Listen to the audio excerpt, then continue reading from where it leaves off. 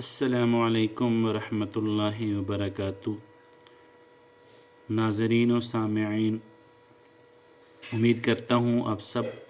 اپنے اپنے مقام پہ خیر و عافیت سے ہوں گے۔ دعا ہے رب ذوالجلال والاکرام سے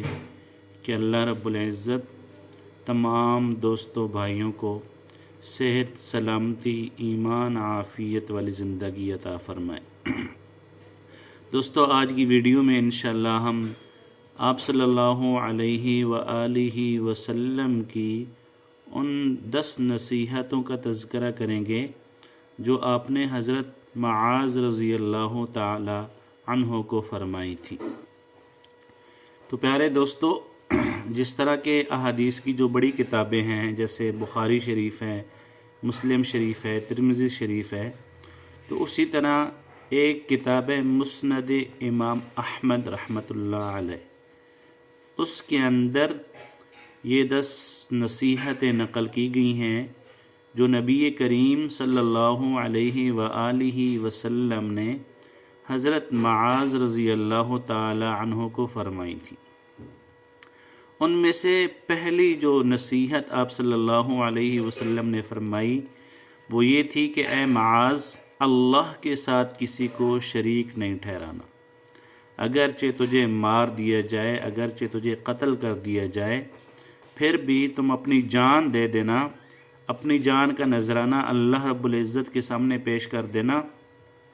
لیکن اللہ رب العزت کے ساتھ کسی کو شریک نہیں ٹھہرانا۔ اس لیے کہ جو بڑے گناہ ہیں جن کو اللہ رب العزت نے کبیرہ گناہ قرار دیا ہے، ان میں سے سب سے بڑا گناہ یہ ہے کہ اللہ رب العزت کے ساتھ کسی کو شریک ٹھہرایا جائے۔ اللہ رب العزت نے فرمایا کہ میں باقی گناہ معاف کر دوں گا، لیکن اگر کسی نے میرے ساتھ کسی کو شریک ٹھہرایا تو اس کا یہ گناہ جو ہے وہ کبھی معاف نہیں ہوگا۔ دوسری نصیحت آپ صلی اللہ علیہ وآلہ وسلم نے حضرت معاذ رضی اللہ تعالی عنہ کو یہ فرمائی کہ اپنے والدین کی نافرمانی کبھی نہیں کرنا، اگرچہ وہ تجھے گھر سے نکال دیں۔ یعنی اگر تمہارے والدین تم سے ناراض ہو جائیں اور ناراضگی کی حالت میں تمہیں یہ کہہ دیں کہ ہمارے گھر سے نکل جاؤ، اس کے باوجود تم نے اپنے والدین کی نافرمانی کبھی نہیں کرنی۔ اور ایک اور حدیث مبارکہ میں آپ صلی اللہ علیہ وآلہ وسلم نے فرمایا کہ اگر کوئی شخص چاہتا ہے کہ اس سے اس کا رب راضی ہو جائے تو وہ اپنے والد کو راضی رکھے، اور اگر کوئی شخص یہ چاہتا ہے کہ اس سے اس کا رب ناراض ہو جائے تو وہ اپنے والد کو ناراض کر دے۔ اور اس حدیث مبارکہ میں آپ صلی اللہ علیہ وآلہ وسلم نے اللہ تعالیٰ کی رضامندی والد کی رضامندی کے ساتھ جوڑی ہے، اور اللہ تعالیٰ کی ناراضگی والد کی ناراضگی کے ساتھ جوڑی ہے۔ اور اسی طرح آپ صلی اللہ علیہ وآلہ وسلم کی حدیث میں ملتا ہے کہ آپ صلی اللہ علیہ وآلہ وسلم نے فرمایا جو جنت ہے یہ ماں کے قدموں کے نیچے ہے۔ اور اس سے بڑھ کر اللہ رب العزت نے قرآن کریم میں فرمایا کہ انسان، اگر تیرے والدین میں سے کوئی ایک زندہ ہو یا دونوں زندہ ہوں اور وہ بڑھاپے کی حالت میں پہنچ جائیں اور وہ تجھے کوئی ایسی بات کہیں جو تجھے ناگوار گزرے،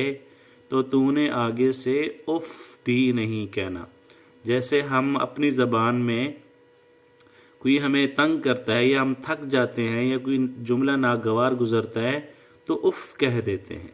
تو اللہ رب العزت نے فرمایا کہ اے انسان، اگر تجھے تیرے والدین کوئی جملہ کہہ دیں تو تو نے آگے سے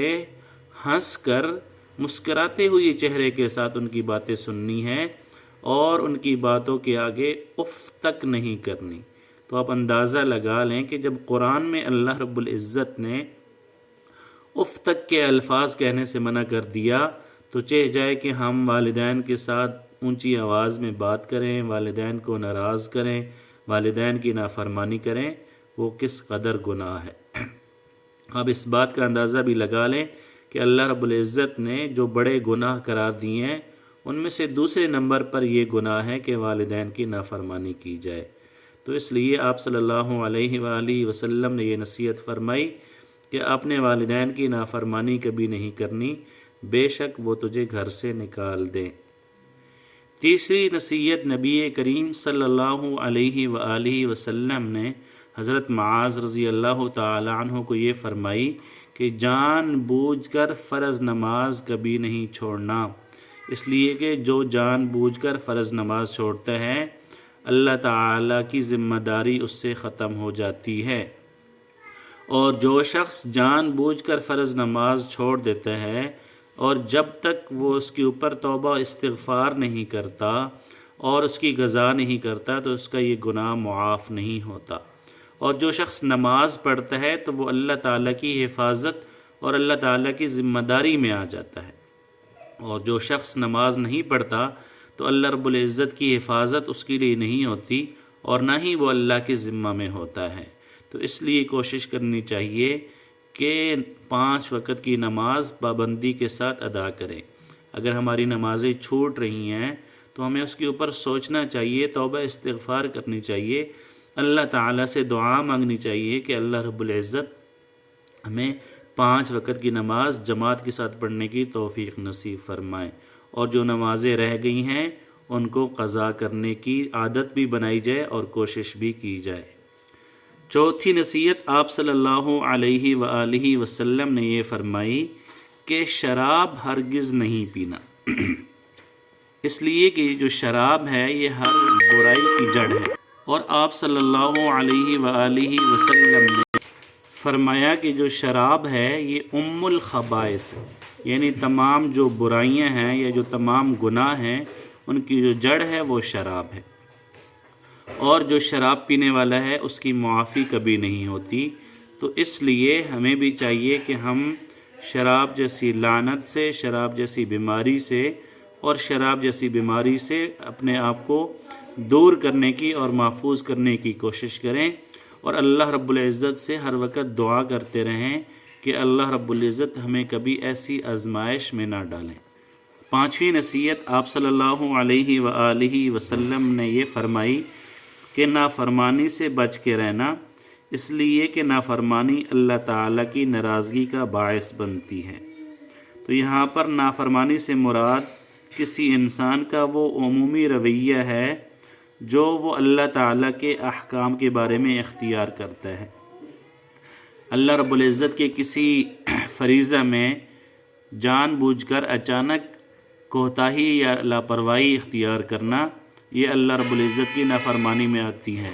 تو اس لیے کوشش کرنی چاہیے کہ اللہ رب العزت کی نافرمانی والے اعمال کبھی نہ کریں۔ 6ٹھی نصیحت آپ صلی اللہ علیہ وآلہ وسلم نے یہ فرمائی کہ میدان جنگ سے کبھی نہ بھاگنا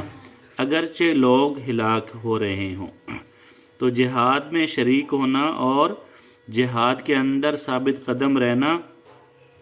یہ دینی تقاضوں اور فرائض میں سے ایک اہم چیز ہے۔ تو اس لیے آپ صلی اللہ علیہ وآلہ وسلم نے فرمایا کہ جہاد کے اندر ثابت قدم رہنا، کیونکہ جہاد کے میدان سے لڑتے ہوئے دشمن کے ڈر سے جہاد سے بھاگنا یا جہاد کے میدان سے راہ فرار اختیار کرنا یہ کبیرہ گناہ ہے، اور اللہ رب العزت نے قرآن کریم میں بھی اس کی مذمت بیان کی ہے، اس لیے کہ موت ایک اٹل حقیقت ہے اور اس نے آ کر ہی رہنا ہے۔ اگر آپ میدان جہاد میں ڈٹ کر لڑتے رہیں گے تو آپ شہید پائیں گے، اور اللہ رب العزت آپ کو شہادت کے اوپر اعزاز و اکرام سے نوازیں گے۔ اور اگر اللہ نہ کرے آپ میدان جہاد سے بھاگ رہے ہوں اور پھر بھی موت تو آنی ہی ہے اور بھاگتے ہوئے آپ کے اوپر موت آ گئی تو آپ نافرمانی کی حالت میں مریں گے، جو آپ کے لیے باعث تکلیف بنے گا۔ 7ویں نصیحت آپ صلی اللہ علیہ وآلہ وسلم نے یہ فرمائی کہ اگر کسی جگہ پر موت کی وبا آ جائے اور تم وہاں پر ہو تو وہاں پہ ثابت قدم رہو، وہاں سے نہ نکلو۔ شرعی مسئلہ بھی یہی ہے، اور آپ صلی اللہ علیہ وآلہ وسلم کی ہدایات بھی یہی ہیں کہ اگر کسی جگہ پر، کسی شہر، کسی ملک میں ایسی وبا پھیل جائے جیسے ابھی آخری کچھ عرصے میں کرونا کی وبا پھیل گئی تھی، تو وہاں کے رہنے والوں کے لیے یہی ہدایت ہے کہ اس ملک کے رہنے والے وہاں سے باہر نہ آئیں اور کسی باہر کے ملک کے یا کسی باہر کے شہر کے رہنے والے اس ملک میں نہ جائیں تاکہ وبا مزید نہ پھیلے۔ تو اسی پس منظر کو سامنے رکھتے ہوئے آپ صلی اللہ علیہ وآلہ وسلم کا یہ ارشاد گرامی ہے کہ اگر ایسی صورتحال پیش آ جائے تو اللہ رب العزت کے حکم پر اور تقدیر پر صبر بھی کریں اور شکر بھی کریں،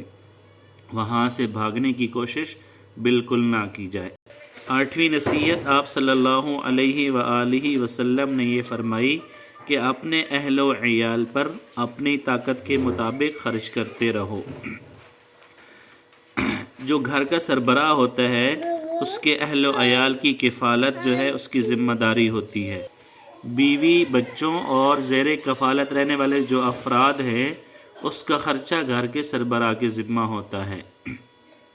لیکن اب یہاں پر دونوں کو کوشش کرنی چاہیے۔ اگر مرد کے پاس اختیارات ہیں اور اس کے پاس وسائل ہیں تو اس کو کوشش کرنی چاہیے کہ وہ اخراجات کے معاملے میں کنجوسی سے کام نہ لے، اپنی بیوی، بچے اور اہل عیال کے اخراجات کو پورا کرے۔ اور اسی طرح اگر گھر کا جو سربراہ ہے، جو شوہر ہے، اس کے پاس وسائل کم ہیں تو بیوی کو چاہیے کہ کم وسائل میں گزارا کرے، فضول خرچی سے گریز کرے۔ ہمارے معاشرے میں عموماً لڑائیاں اسی وجہ سے ہوتی ہیں کہ یا تو جو گھر کا سربراہ ہے وہ گھر کے اخراجات کو اچھی طرح سے مینیج نہیں کرتا، گھر کے اخراجات پورے نہیں کرتا، یا پھر جو گھر میں رہنے والے لوگ ہوتے ہیں وہ فضول خرچی سے کام لیتے ہیں۔ تو اس لیے آپ صلی اللہ علیہ وآلہ وسلم نے اور اس شریعت مطہرہ نے ہمیں معتدل مزاج یعنی درمیانہ رویہ اختیار کرنے کی نصیحت بھی کی ہے اور تعلیم بھی دی ہے تاکہ گھروں کے اندر لڑائیاں وغیرہ نہ پیدا ہوں۔ تو اس لیے اہل و عیال کا خرچہ اور گھر کے جو لوگ ہیں اس کا خرچہ جو گھر کا سربراہ ہے اس کے ذمہ ہے، اس کو چاہیے کہ وہ گھر کے جو جتنے بھی لوگ ہیں ان کے تمام اخراجات کو اچھے اور مناسب طریقے سے پورے کرے۔ اور 9ویں نصیحت نبی کریم صلی اللہ علیہ وآلہ وسلم نے یہ فرمائی کہ گھر والوں سے اپنے ادب کا ڈنڈا نہ اٹھاؤ، یعنی گھر کے سربراہ کی حیثیت سے گھر کے جتنے بھی افراد ہیں اس کے اوپر اس کا رعب ہونا چاہیے تاکہ گھر کا نظام صحیح چلتا رہے، اور اگر کوئی خرابی نظر آئے تو وہ اس کی اصلاح کر سکے۔ ضروری نہیں ہے کہ ڈنڈا ہی ہاتھ میں لے کر انسان کھڑا ہو، بلکہ گھر کے اندر اس کا کنٹرول ایسا ہونا چاہیے کہ گھر میں کوئی خرابی، کوئی لڑائی جھگڑا وغیرہ، کوئی فساد نہ ہو، اور اگر اس طرح کی کوئی چیز گھر میں پیدا ہو تو وہ اپنے طور پر اس کی اصلاح کر سکے اور گھر کے نظام کو صحیح اور منظم طریقے سے چلا سکے۔ نبی کریم صلی اللہ علیہ وآلہ وسلم کی سنت مبارکہ بھی یہی رہی ہے کہ آپ صلی اللہ علیہ وسلم نے زندگی بھر کسی بیوی، بچے، یہاں تک کہ خادم پر بھی ہاتھ تک نہیں اٹھایا، اور محبت اور اعتماد کے ساتھ گھر کے نظام کو کنٹرول میں رکھا۔ البتہ کسی سخت مجبوری کی حالت میں جہاں پر دیگر ذرائع اصلاح ناکام ہو جائیں تو وہاں پر ڈنڈے کے استعمال کی اجازت بھی ہے اور گنجائش بھی ہے۔ اور 10ویں نصیحت یہ کی کہ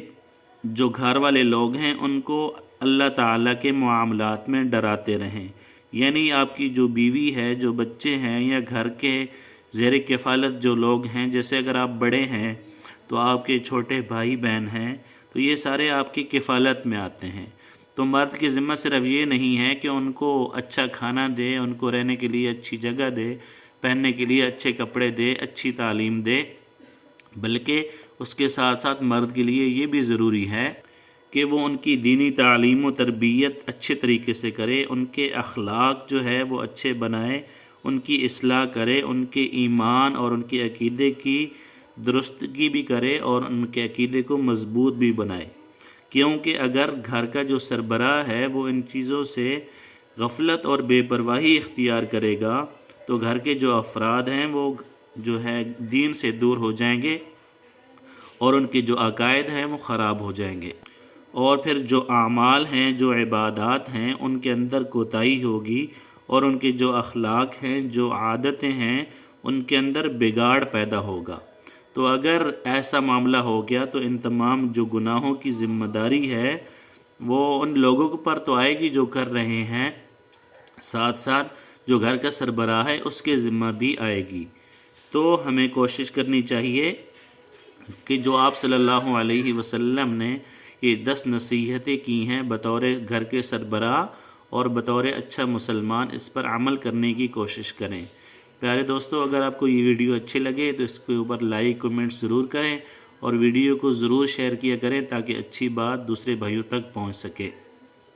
اور ہمارا چینل ہے اس کو سبسکرائب بھی کریں اور بیل آئیکن کو دبانا نہ بھولیں تاکہ آپ کو آئندہ آنے والی ویڈیوز بر وقت اور سب سے پہلے مل سکیں۔ السلام علیکم ورحمۃ اللہ وبرکاتہ۔